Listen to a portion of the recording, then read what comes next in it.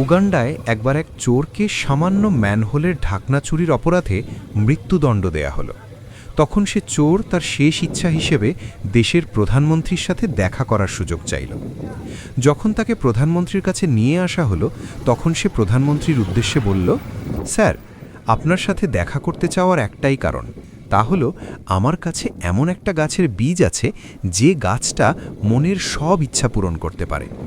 আমি আপনার জন্য এই গাছটা রোপণ করে দিয়ে যেতে চাই।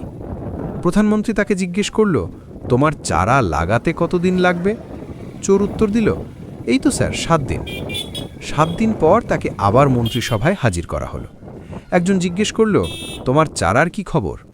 চোর বলল, আসলে জমি তো রেডি, কিন্তু বীজটা পরিপক্ক হতে আরও 3 দিন লাগবে। 3 দিন পর তাকে আবার হাজির করা হলো। প্রধানমন্ত্রী জিজ্ঞেস করলেন, বীজ রেডি তো এবার? চোর বলল, স্যার, জমি বীজ সবই রেডি, কিন্তু আমি তো তা রোপণ করতে পারবো না। প্রধানমন্ত্রী জিজ্ঞেস করলেন, কেন? চোর বলল, এটা এমন একজনের হাতে রোপণ করতে হবে যে কোনোদিন চুরি করেনি, না হলে এটা কার্যকারিতা হারাবে। সাথে সাথে প্রধানমন্ত্রী অর্থমন্ত্রীকে নির্দেশ দিলেন বীজ রোপণ করতে।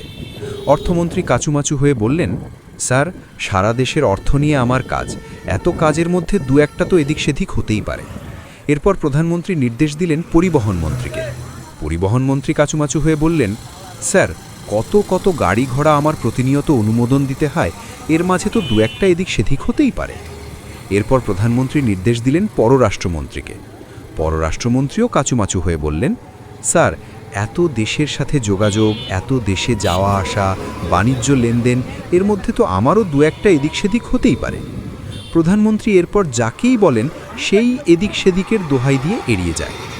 হঠাৎ সবাই প্রধানমন্ত্রীকে ধরলেন, স্যার, আপনিই রোপণ করুন না। তখন প্রধানমন্ত্রী বললেন, তোমাদের তো দায়িত্ব ছোট ছোট, আমি পুরো দেশ চালাই, আমার কি একটু আধটু এদিক সেদিক হতে পারে না? তখন সবাই চুপ হয়ে গেল। হঠাৎ একজন বলে উঠলেন, তাহলে স্যার, এই লোক তো সামান্য একটা ম্যানহোলের ঢাকনা চোর, একে মৃত্যুদণ্ড দেয়া কি ঠিক? একে ছেড়ে দেয়া হোক। আরেকজন বললেন, না, একে ছেড়ে দেয়া যাবে না, তাহলে সে বাইরে গিয়ে সব ফাঁস করে দেবে। সবাই চিন্তায় পড়ে গেল, একে নিয়ে কি করা যায়। তখন একজন বলল, স্যার, এক কাজ করুন, একে আমাদের মতোই একটা পদ দিয়ে আমাদের সাথে সামিল করে নেন। যেই ভাবা সেই কাজ, সেই চোর হয়ে গেল মন্ত্রিসভার সদস্য। এভাবেই মন্ত্রিসভা গঠিত হচ্ছে সারা দুনিয়ায়।